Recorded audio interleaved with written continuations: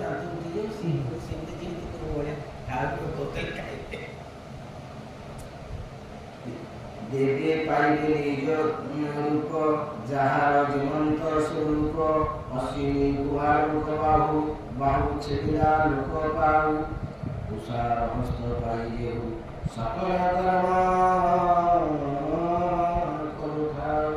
କୃଷ୍ଣ ଯିଏ ମୁନି ତାଙ୍କ ହାତକୁ ହାଣି ଦେଇଥିଲେ ସେ ହାତଟା ମଧ୍ୟ ତାର ଲାଗିଯାଏ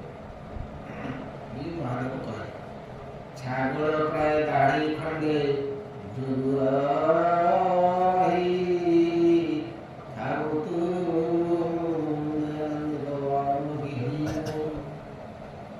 ଛେଳିରେ ଯେମିତି ଗୋଟେ ଦାଢ଼ି ନଥାଏ ତଳକୁ ଓହଳିଥାଏ, ଭୃଗୁ ଋଷି ବହୁତ କିଛି ଭୁଲ କାମ କରିଛି, ତେଣୁ ତାର ଦାଢ଼ି ସବୁ ଲାଗୁ, କିନ୍ତୁ ତାର ଗୋଟେ ଦାଢ଼ି ଛାଗଳର ଦାଢ଼ି ଏମିତି ଯେମିତି ତଳକୁ ଓହଳିକିନା ତାର ଗୋଟେ ବୋମା ପ୍ରକାର ସେମିତି କହିବା କଥା କ'ଣ ଯେ ଭୃଗୁ ଋଷି ଜଣେ ଏଡ଼େ ପଣ୍ଡିତ ଜ୍ଞାନୀ ମାନେ ଲୋକ ସେ ସଜେସନ୍ ତାକୁ ଦେଇପାରିଲେନି ଏଇ ଯୋଉ ଭୁଲ କଲେ ସେଇଥିପାଇଁ ତାକୁ ବି ସାମିଲ ହେଲେ। ହେମନ୍ତ ରୁଦ୍ର ବାକ୍ୟ ଶୁଣି ସକଳେ ସାଧୁ ସାଧୁ ଭଣୀ ଇନ୍ଦ୍ର ସହିତେ ଋଷିଗଣ ରୁଦ୍ରଙ୍କୁ କରି ଆମନ୍ତ୍ରଣ ପୁଣି ଦକ୍ଷ ଜଗେ ରୁଦ୍ର ସହିତେ ବ୍ରହ୍ମଚାରୀ ରୁଦ୍ରଙ୍କୁ ବସାଇ ଆସନେ ତକ୍ଷଣେ ଶିବ ସୁପ୍ରସନ୍ନେ ଦକ୍ଷର ସ୍କନ୍ଧେ ଛାଗ ଶିର ମନ୍ତ୍ରୀ ଗୋସାଇଲେ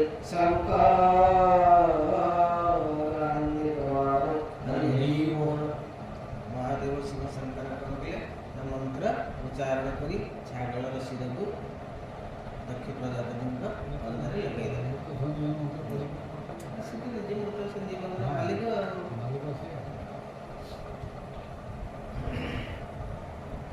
ଦକ୍ଷିଣୀ ପ୍ରଜାପତି ଅଙ୍ଗେ ଜୀବ ପଶିଲା ପ୍ରାଣ ସଙ୍ଗେ ଯେହ୍ନେ ଶୋକନ ପ୍ରାଣୀ ମନେ ଉଠନ୍ତି ନିଦ୍ରା ବସାନେ ଚକ୍ଷୁ ଘୋଷଣ ବେନି ହସ୍ତେ ଶିବଙ୍କୁ ଦେଖିଲା ଅବତି ସେ ଦକ୍ଷ ଶିବ ଦେଶ କରି ପରୁଷାତ୍ମା ଥିଲା ଧରି ରୁଦ୍ର ଚାହାନ୍ତି ତା ଶରୀର ଦକ୍ଷିଣେ ହୋଇଲା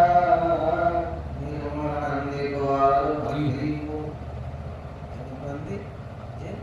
ସାଧୁ ସଙ୍ଗତି ମୁଖ୍ୟ ଯଦି ଆପଣ ଯେତେ କଳମୁଷ ଲୋକ ହେଇଥାନ୍ତି ଯଦି ସାଧୁ ଦର୍ଶନ କଲେ ତାହେଲେ ଜୀବନର ଆପଣଙ୍କର ପରମ ସୌଭାଗ୍ୟ ଉଦୟ ହେଇଗଲେ। ତେଣୁ ମହାଦେବ ଶିବଶଙ୍କରଙ୍କର ହସ୍ତ ଦକ୍ଷ ପ୍ରଜାପତିଙ୍କ ଶରୀରରେ ଲାଗିବା ଦ୍ୱାରା ତା ମନ ଭିତରେ ଯେତେ ଦ୍ୱେଷ ହିଂସା କପଟ ଯାହା ଥିଲା ସବୁ କୁଆଡ଼େ ଲୋପ ପାଇଗଲା। ଦିବ୍ୟ ଜ୍ଞାନ ତାଙ୍କର ସ୍ମରଣ ଆଗେ ଦକ୍ଷ ପ୍ରଜାପତିଙ୍କ ମୁଣ୍ଡ ତ ଲଗେଇଲା ହେଲା ମୁଣ୍ଡ ଲଗେଇଲା ପରେ ନା ଛାଗଳ ମୁଣ୍ଡ ଲଗେଇଲା ପରେ ପୁରା ଜୀବନ୍ୟାସ ପାଇତା ମଧ୍ୟ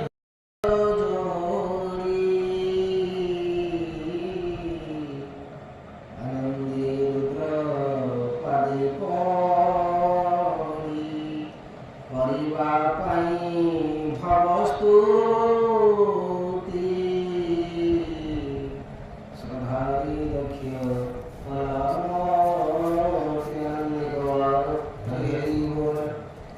ତାଙ୍କ ଶରୀର ଶୁଦ୍ଧ ଦୁର୍ବଳ ହେଇଗଲା, ଦିବ୍ୟ ଜ୍ଞାନ ସ୍ମରଣ ହେଲା। ଦକ୍ଷ ପ୍ରଜାପତି କ'ଣ କଲେ ନା ମହାଦେବଙ୍କର ପାଦ ତଳେ ପଡ଼ି ସ୍ତୁତି କରିବା ପାଇଁ ପ୍ରସ୍ତୁତି ହେଲେ।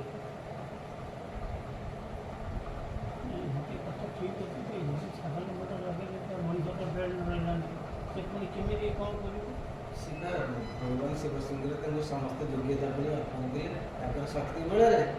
ଯେତେବେଳେ ତାଙ୍କ ମୁଣ୍ଡ ଲଗେଇଲେ ସମସ୍ତ ଦେବତାମାନେ ତାଙ୍କୁ ଅନୁରୋଧ କରୁଛନ୍ତି, ତେଣୁ ମହାଦେବ ଶିବଶଙ୍କର ହେଉଛନ୍ତି ମହାଯୋଗୀ। ସେ ଯାହା ଚାହିଁବେ ସେ ପ୍ରକାର ଶକ୍ତି ସଞ୍ଚାର କରିବେ ତାଙ୍କ ଶରୀରରେ ପାରିବେ।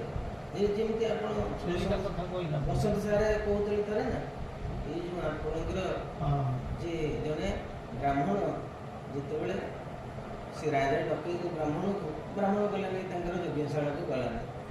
ବ୍ରାହ୍ମଣ ସେ କହିଲେ କ'ଣ ତୁମେ କରୁଛ, କାହିଁକି ମୁଁ ଡକେଇଲେ ଆସିଲା? ନା ମୁଁ ମହାପ୍ରଭୁଙ୍କର ସେବା କରୁଛି, ନୃସିଂହ ଭଗବାନଙ୍କର, ଆଉ ସେବା ତ ମୋର ସରୁନି, ମୁଁ କେତେବେଳେ ଏଠି ଆସି ମିଟିଂରେ ଯୋଗ ଦେବି।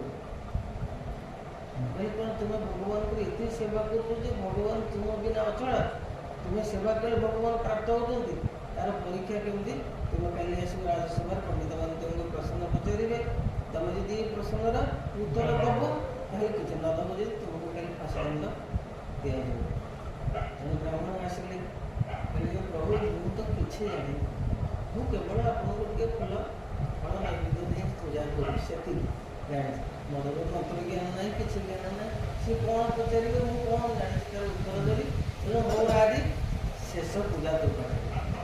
କାଲି ମୋର ନିଶ୍ଚିନ୍ତ ଫାଶୀଦଣ୍ଡ କହିକରି ପହଡ଼ ପକେଇ ଦେଇକି ପ୍ରଭୁଙ୍କର କଲେ। ସେ ଶୋଇଛନ୍ତି ବ୍ରାହ୍ମଣ, ଭଗବାନ ଯାଇ ରାତିରେ ତାଙ୍କୁ ସ୍ୱପ୍ନ କଲେ, କହିଲେ ତୁ କାହିଁକି ମନ ଦୁଃଖ କରୁଛୁ? କହିଲେ ଆପଣ ସେ ତ କାଲି ମୋତେ ରାଜା ଯେତେବେଳେ ପଚାରିଲେ ମୋର ତ କିଛି ଜ୍ଞାନ ନାହିଁ, ମୁଁ ପ୍ରକୃତ ଉତ୍ତର ଦେଇପାରିବ, ତୁ କିଛି ଜାଣିନି ଉତ୍ତର କ'ଣ ଦେବୁ? କହିଲେ ରାଜା ଯେତେବେଳେ ପଚାରିବେ ତୁ କହିବୁ ମୋର କିଛି ଉତ୍ତର ଦେବାର ନାହିଁ, ମୁଁ ଗୋଟେ କୁକୁରକୁ ଛୁଇଁ ଦେଉଛି, କୁକୁରକୁ ଆପଣ ଯାହା ପଚାରିବେ ସେ ଉତ୍ତର ଦେବ। ଥରେ ଯେତେବେଳେ କୁକୁରକୁ ସ୍ପର୍ଶ କରିଛନ୍ତି ସମସ୍ତ ବେଦ ବେଦାନ୍ତ ଉପନିଷଦର ସମସ୍ତ ଉତ୍ତର ଦେଇଛନ୍ତି ପଣ୍ଡିତମାନଙ୍କର ସେ କୁକୁର। ତେଣୁ ସିଏ ହେଉଛି ଅତି ଦିବ୍ୟ ଶକ୍ତି, ସେ ଯାହା ଚାହିଁବେ ପଙ୍ଗୁ ଲଙ୍ଘିତ କରିବେ, ଆପଣଙ୍କର ଗୋଡ଼ ନଥିବ ହାତ ନଥିବ, ଆପଣ ମହାଶୂନ୍ୟକୁ ଆପଣ ନିକ୍ଷେପି ପଳେଇବେ। କଥା କହିବାରେ ଆପଣ ଯୋଗ୍ୟତା ନଥିବ, ଆପଣ ପ୍ରବଳଭ ବକ୍ତା ହେଇପାରିବେ। ତେଣୁ ସିଏ ହେଉଛନ୍ତି କ'ଣ ନା ସର୍ବଶକ୍ତିମାନ, ସେ ଯାହା ଚାହିଁବେ ସେଇଆ ହବ, ତାଙ୍କ ଶକ୍ତିରୁ ଅଣାୟତ କୌଣସି ଜିନିଷ ନାହିଁ। श्रद्धा यज्ञ दक्ष कलामति स्तुति करणे सख्य हुए कंठ गदगदे बाणी कहे। प्रभु आपनको वंदना करिवार, स्तुति करिवार, अर्चना करिवार मोर योग्यता नाही, मु जतिकि करिवि आपण सेतिकरे संतुष्ट हेबे। चंचल मन स्थिर करी सती मरण कथा स्मरी निर्गुण चित्ते प्रजापति रुद्र को चाहि करे स्तुति दक्ष वाच नाथ सुन विश्व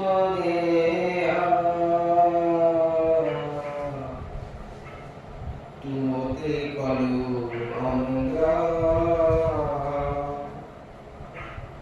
मुझे होइली ज्ञान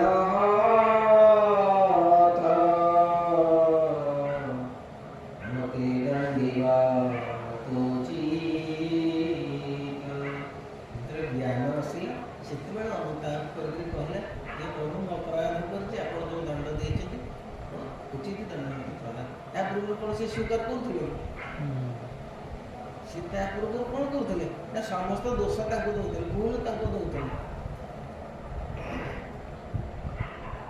तोते इंद्रे गर्ववाही मुरकुशल आनुकाही अभय त्वर पद्म पार मुतहि कली अपराध ब्राह्मण त्वर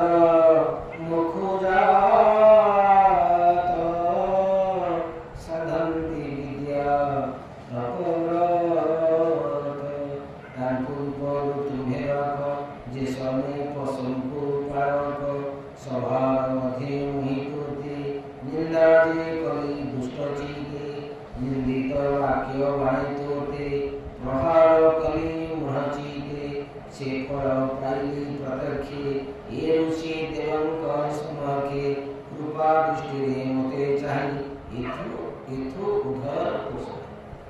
बहुत अपराध करेছি, ଆପଣଙ୍କୁ ବହୁତ କୁବଚନ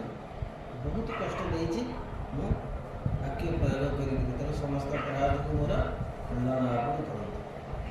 ବୋଲି ଭଗବାନଙ୍କ ପାଖରେ ନିବେଦନ କରୁଛନ୍ତି। मैत्रेवाच यमन्ते रुद्रे स्तुति करि पुनीरित्य जगे बलि विष्णु संतोषे विप्रगणे पूर्वर कल्पित वरणे पूजिले मंत्र विश्वासे जे पुरा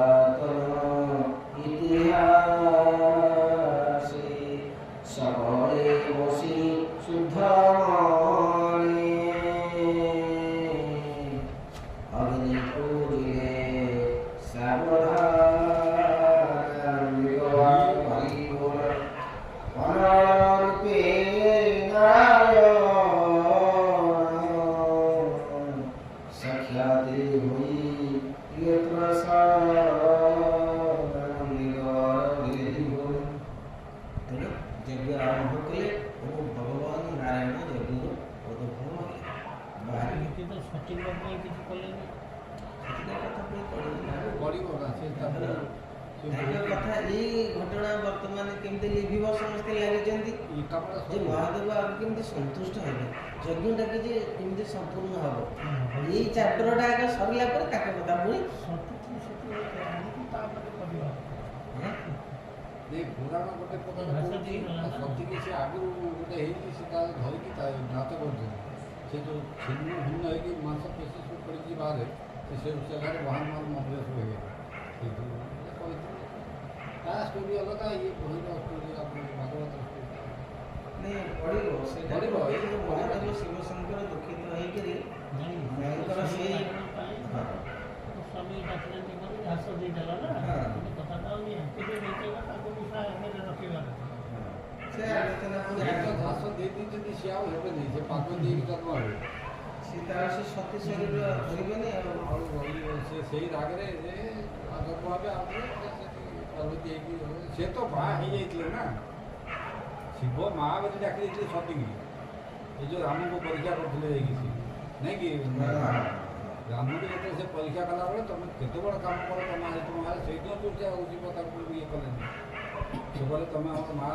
ମୋର ମା ଇଏ ହିସାବରେ ଯେହେତୁ ତୁମେ ମୋର ମାଙ୍କର ରୂପ ଧାରଣ ଧାରଣ କରିଛ, କରିଛ। ତେଣୁ ମୋର ତୁମେ ସ୍ତ୍ରୀ ହେଇପାରିବନି, ତୁମେ ମୋର ମା ହେଇଗଲ, ତେଣୁ ମାକୁ ମୁଁ ଆଉ ପତ୍ନୀ ଭାବରେ ଗ୍ରହଣ କରିପାରିବି।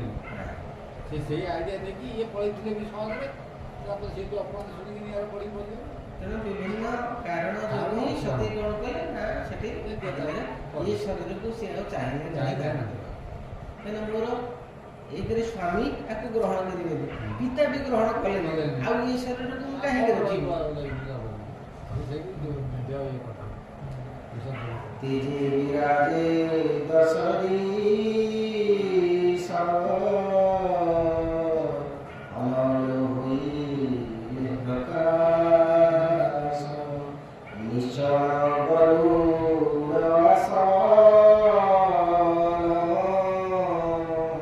श्याम सुंदर तनुवर किरीट रवि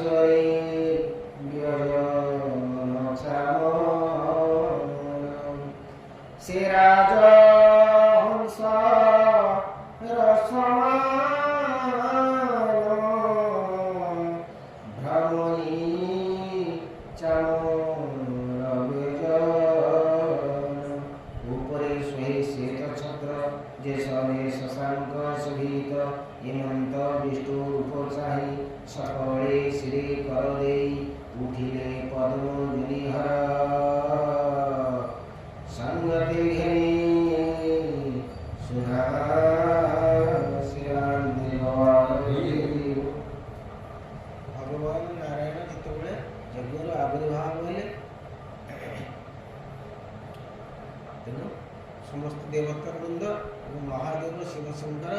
ଏବଂ ପଦ୍ମଜନୀ ବ୍ରହ୍ମା ଏବଂ ଅନ୍ୟାନ୍ୟ इंद्र सहित समस्त देवता मान उठिक ठिया हेले प्रणाम करी जन जाने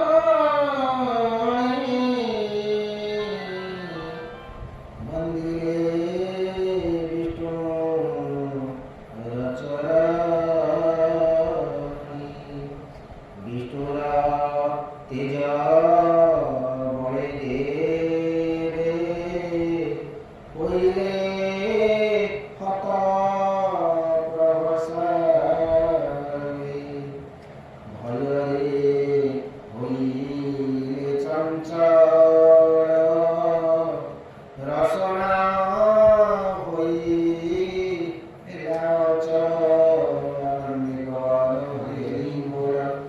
ତଥାପି ଶିରେ କରେ ସ୍ତୁତି କରନ୍ତି ବିଷ୍ଣୁ ଦକ୍ଷ ମିଳିଲା ଅର୍ଘ୍ୟ ଘେନି ତୁଲେ ଅଶେଷ ବ୍ରହ୍ମମଣି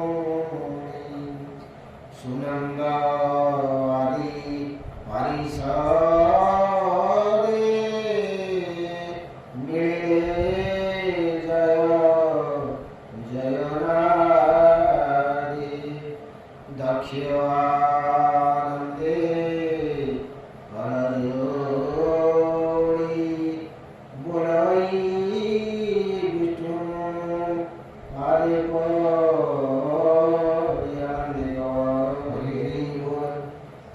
उपजगत आतिथ्य सत्कार करी प्रभु को वंदावन करी दक्ष ऋणस्थ ही ठिया दक्ष कहते विष्णु को हुए भगवान विष्णु कहले जगियो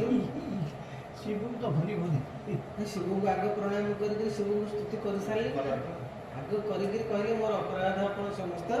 मार्जन करंतु क्षमा करंतु मु बहुत किछ अपराध कर देती आपन को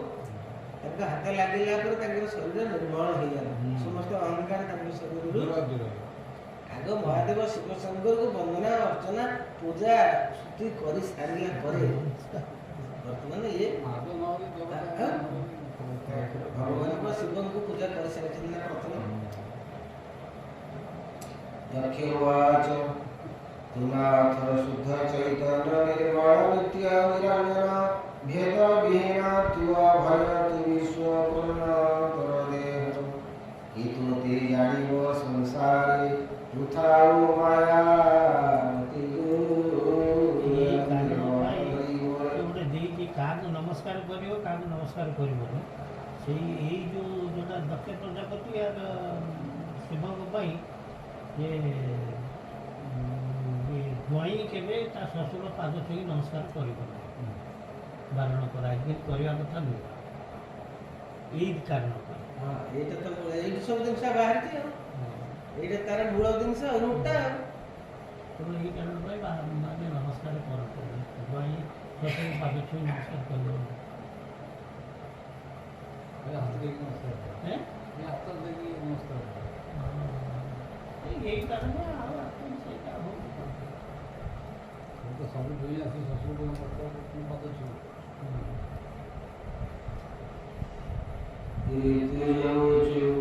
भूनाथ रुद्र साप्यंधे बुढ़ीनो माया गर्भगंभीर निरते कर्म वश हुई तुहावे अम्भ ज्ञान नाही त्रिगुरुता धर्म लक्ष्य ये यज्ञ कर्मे ये त्वरा रूप महाबाहु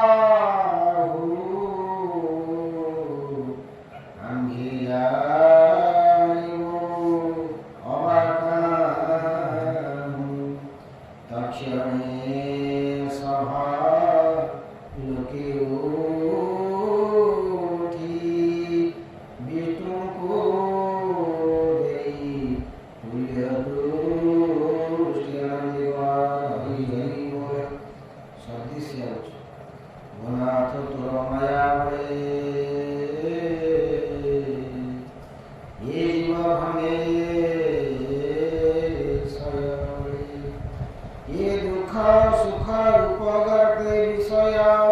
পুষ্টাপথে শুকলাগ্নি দহমান আমি বেষ্টিত কামে চেষ্টিত নীরতে চিন্তে আত্মা সুখ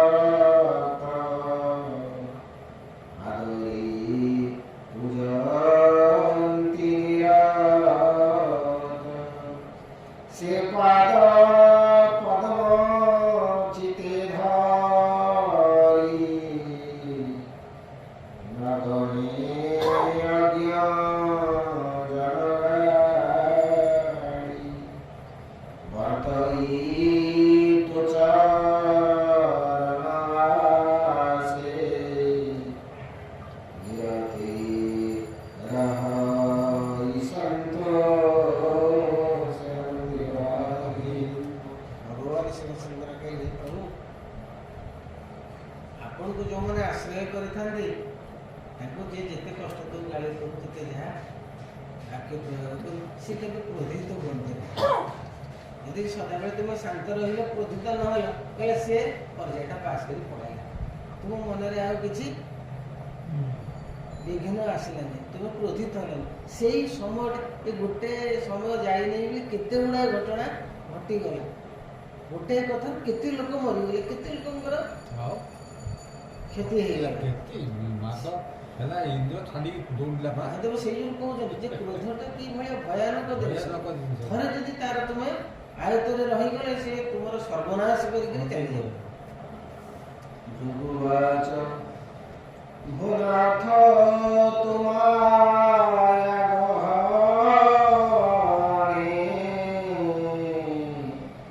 ବ୍ରହ୍ମାରୀ ଯେତେ নিদ্রিতা প্রায়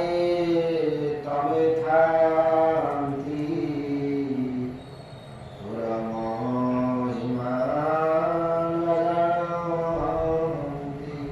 তুই রাখ মরণ তোর চরণে করিলিন ন জানি করণীতি এ বসা খণ্ড লক্ষ্মীপতি আন্দেবর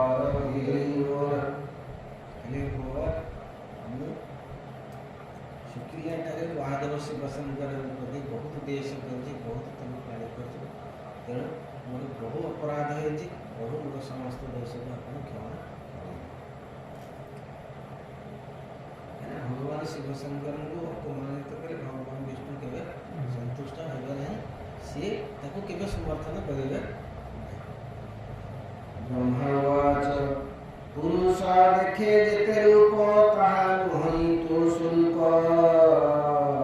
पदार्थ भेदे भेदवाखी कृपाई तोते उपराखी तू ज्ञान इंद्रिय अर्थाश्रय हेले हे बहु मायामय माया बसे ज्ञान थारु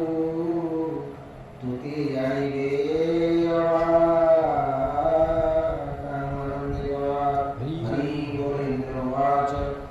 हे विश्वभावनराई तुझे आनंद बपुधारी सकल प्राणी मनोहर भरात तुहर शरीरान्वित ये जे तुहर अष्टकरण दिग प्रांग शरीरान्वित ब्राह्मण पते उच्च ये जगत पूजा अर्थे सूर्य ब्रह्माणी जगति केवल विधि अवहेले रुद्र रूपरे यज्ञशाली दक्ष कुंदल कर्मफल दुराथ परम मंगल एवं पवित्र ए भुवन अर्पिला तुरा दास नंदी भगवान ब्राह्मण मानकर श्रीमान कहे जहाँ प्रभु जिते अघटना घटीगला जिते दुर्घटना घटी घटीगला आपणकर ଆବିର୍ଭାବ ଫଳରେ ସମସ୍ତ ଅଶୁଭ ଏଠୁ ଦୂର ହୋଇଗଲା। ତେଣୁ ଆପଣଙ୍କ ଦର୍ଶନରେ ସମସ୍ତ ମଙ୍ଗଳ ହିଁ ମଙ୍ଗଳ ହେଲା। ଋଷୟ ହେଉଛି ଋଷିମାନେ କହିଲେ ଭରାର୍ଥ ତୋଳା ବିଚେଷ୍ଟିତ ବିଶ୍ୱ ସଂସାର ବିପରୀତ ଈଶ୍ୱର ମାୟା ଯେ ବିଭୂତି ଯାବଳି ଦେବେ ଘନ ହୁଅନ୍ତି ଆମ୍ଭରେ ଦୟା ଭାବ କରି ସେ ମାୟା ଛେଦ ହିଁ ଶ୍ରୀ ହରି ନାହିଁ ଆଦ ଯେ ଲକ୍ଷ୍ମୀରେ ତୁ ଚେଷ୍ଟା ଯାଉ କି ସଂସାର ହରି ବୋଲ ସିଦ୍ଧମାନେ କହିଲେ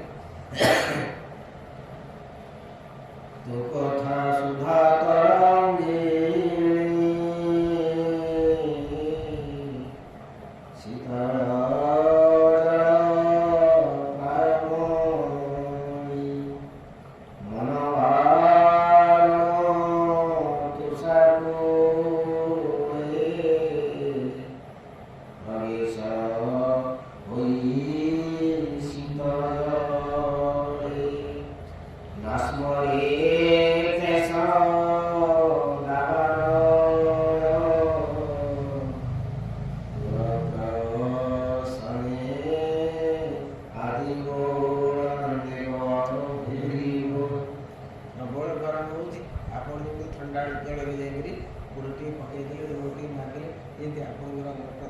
ଶୀତଳ ହେଇଯାଏ ମନ ଭିତରେ ଆପଣ ଆନନ୍ଦ ଭାବ ଜାଗ୍ରତ ହୁଏ। ପ୍ରଭୁ ଆପଣଙ୍କ ଦର୍ଶନରେ ଆମର ମନ ଭିତରେ ଯେତେ କ୍ଲେଶ ସନ୍ତାପ ଯେତେ ବିଗ୍ରହ ଥିଲା ସମସ୍ତ ଦୂରୀଭୂତ ହେଇଗଲା। ଆମେ ସମସ୍ତ ବର୍ତ୍ତମାନ ଶାନ୍ତ ହେଇଯାଇଛୁ ବୋଲି କହୁଛନ୍ତି ସିଦ୍ଧମାନେ କହୁଛନ୍ତି। ପ୍ରସୂତି ବାଚ ଭନାଥ ତୁରାଗମନ ତୁଳକ୍ଷୀକାନ୍ତ ଶୁଭାନିଧି ସକଳ ସମ୍ପଦ ପ୍ରସିଦ୍ଧି ତୁ ବିନୋହି ଯଜ୍ଞ ভোলাথ নারী সে সুন্দর নিগল কিয়বা দেবা প্রতান্ত অবন্ধ প্রায় ছিন্নসী কান্তা সহিত পরাক্রম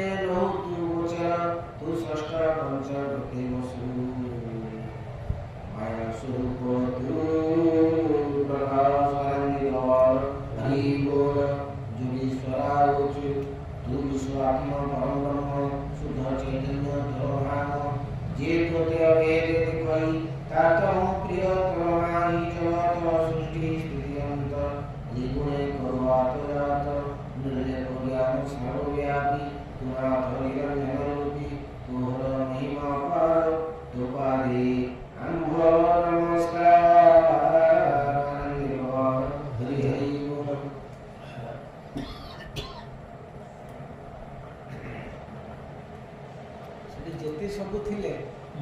ଋଷିମାନେ ପ୍ରାର୍ଥନା କରୁଛନ୍ତି, ସିଦ୍ଧମାନେ ପ୍ରାର୍ଥନା କରୁଛନ୍ତି, ଧର୍ମମାନେ ପ୍ରାର୍ଥନା କରୁଛନ୍ତି, ଯୋଗେଶ୍ୱରମାନେ ପ୍ରାର୍ଥନା କରୁଛନ୍ତି, ବିଭିନ୍ନ ସମସ୍ତେ ତାଙ୍କର ଯାଇକି ପ୍ରାର୍ଥନା କରୁଛନ୍ତି। ସର୍ବବ୍ରହ୍ମବାଚ ତୁମ୍ଭେ ଯେ ଆଶ୍ରୟ ଜୀବଙ୍କ ଧର୍ମାର୍ଥ ଉତ୍ପତ୍ତିକାରକ ଆବରି ତୁଝେ ସତ୍ୱ ଧର୍ମ ପ୍ରକାଶୁ ଭଗବାନ ତୁହି ନିର୍ଗୁଣ ନିରାକାର ତୁବାରି ମୋର ନମସ୍କାର ଜିମେ ତୁ ତତ୍ପରାୟ କାହୁ ଜାଣିଲେ ଦେବମାନନ୍ଦିର ଅଗ୍ନିବାଚ ଯାହାର ତେଜ ବଳେ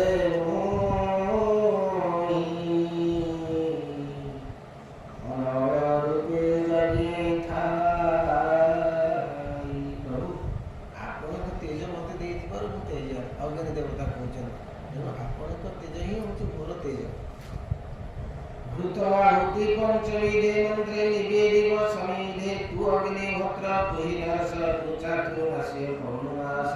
तु पशु सोम पंचविधि मंत्रे पूजित तु प्रसिद्धि तु यज्ञ रूपिदामोदर तुम्भं कोमल नमस्कार देव हरि बोल देवता के तुनाथ पूर्वक हरि प्रणय काल गाभे हरि सर्वसंहारो स्वरूपे जय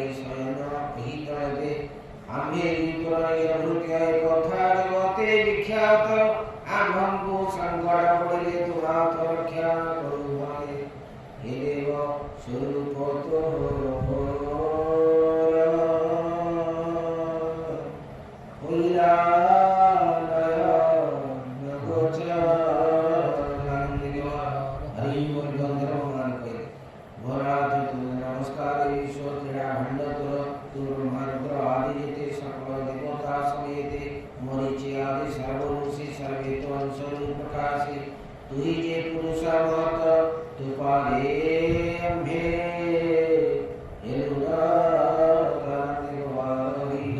विद्याधरवाच तुम्हारा बड़े प्राणी नहीं मोहर परिमाणी बुधपथ गामी पुत्र गणे नीति भंजई कसणे तथापि मोहन तेजई असते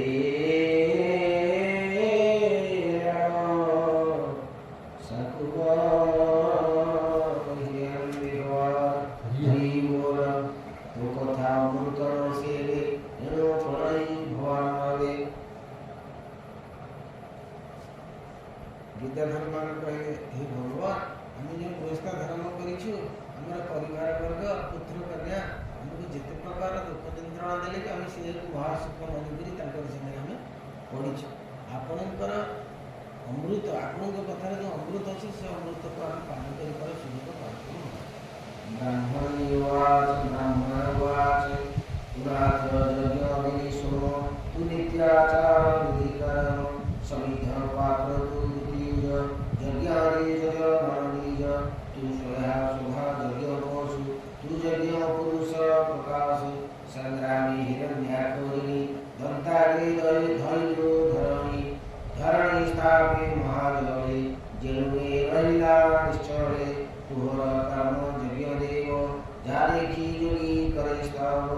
जार नाम उच्चारण करई विज्ञान करसन तुम्हे तो सही भगवान आम्भंकु होतु प्रसन्न स्वकर्मे भ्रष्ट आम्भे होई आम्भर गति नाही सकल कर्म साखी तुही पुरात रक भरग्राही ये यज्ञ भ्रष्ट हेरा जीवे दर्शन वांछा गुरु देवे हे प्रभु तोर पादत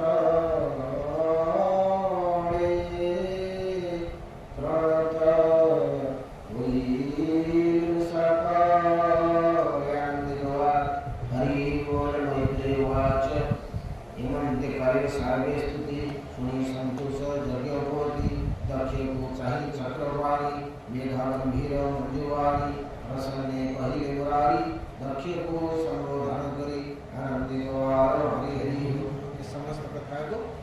भगवान श्रवण करके दक्षे को कहे श्री भगवान वाच मूल ब्रह्मा हर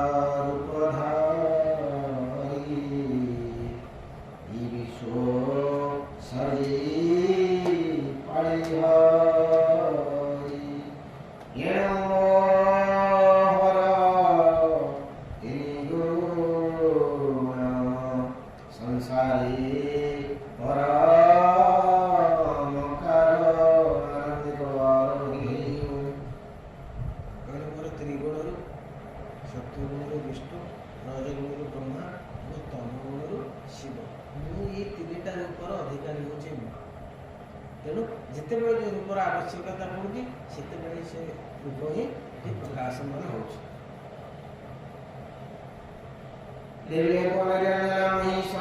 भूते बसई जहाँ देवा शिक्षा दई प्राणी प्राणी छाड़ी दे ताहा काहि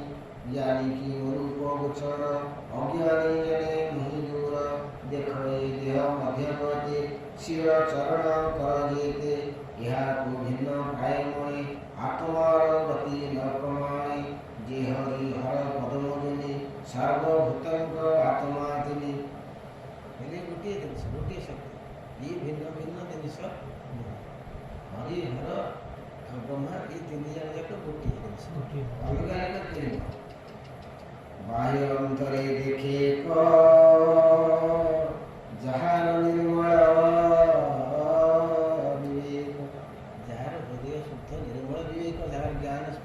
सब जिनिस को गोटे तत्व तिनी को देखे ऐक्य करी सुखे तराई भववारी दूरे रही दुख भ्रांति जे प्राणी लभे आत्म संज्ञा नंदिगवार हरि बोल मैत्री वाच हेमंत विष्णु मुखो सोई अमृत प्राय मंजुवा जगे पूजा करा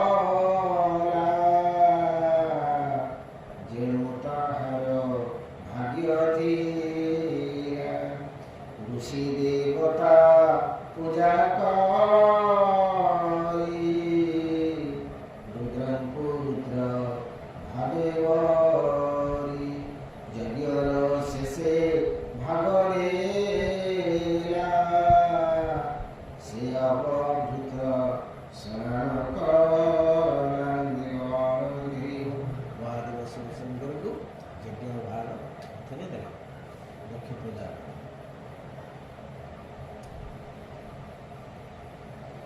ଦକ୍ଷ ରହିଲା ନିଜ ଘରେ ଦେବେ ଚଳିଲେ ଯେଝାପୁରେ ଏବେ ହୋ ଶୁଣପୁର ବୀର ସତୀ ଯିଏ ଛାଡ଼ିଲେ ଶରୀର ସେ ପୁଣି ହିମବନ୍ତ ଘରେ ଜନ୍ମିଲେ ମେନକା ଉଦରେ ପୁଣି ସେ ରୁଦ୍ରଙ୍କୁ ବରିଲା ଅମ୍ବିକା ହିମଗିରିବାଳା ହେମନ୍ତେ ରୁଦ୍ରାଳ ଚରିତ ଜଗନ୍ତେ ଦକ୍ଷ ଯଜ୍ଞହତ ଉଦ୍ଧବ ପୁଣି ଶୁଣି ତୁତେ କହିଲି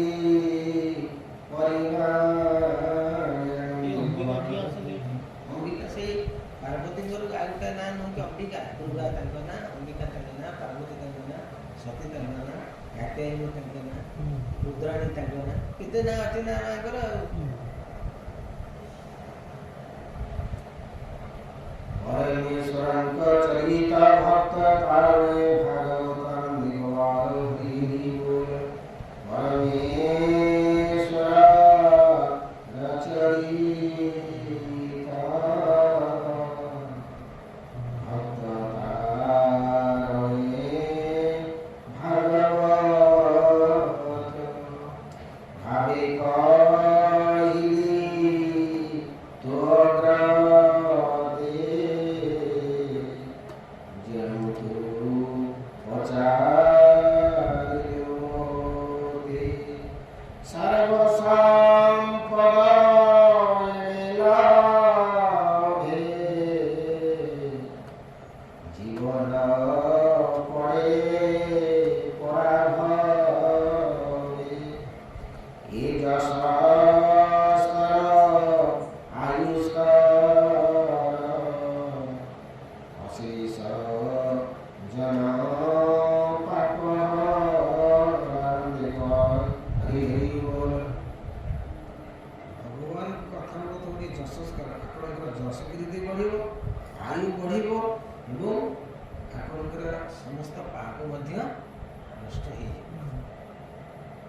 କହିଲି ତୋର ଶ୍ରବଣ କଲେ ଆମର ଏଇ ଜିନିଷଟି ଆମେ ଲାଭ କରିବା ଯେ ନିତ୍ୟ ଈଶ୍ୱର ଚରିତ କୀର୍ତ୍ତନ କରି ପବିତ୍ର କହିଲା ମିତ୍ର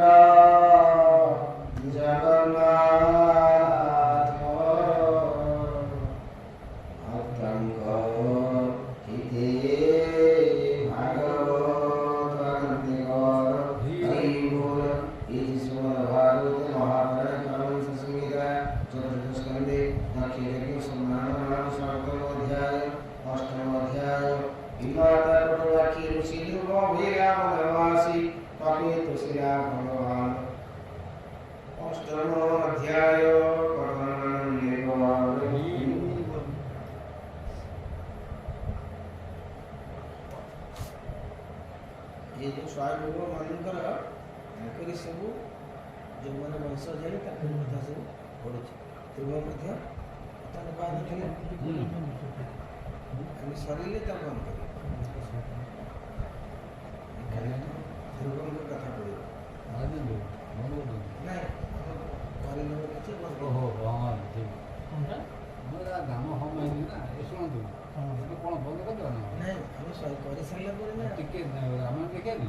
ପଢ଼ିବା ପଢ଼ିବା ଟାଇମ୍ ନେଇଯିବା ଟାଇମ୍ ସେ ଯେଉଁ ପୁଣି ଭାଇନା ଔଷଧ ଖାଇଯାଉଛି ଆଉ ଠିକ୍ ଅଛି ଇଏ ଆଉ ତାକୁ ବନ୍ଦ କରିଦେବେ ନାଇଁ ବାଜା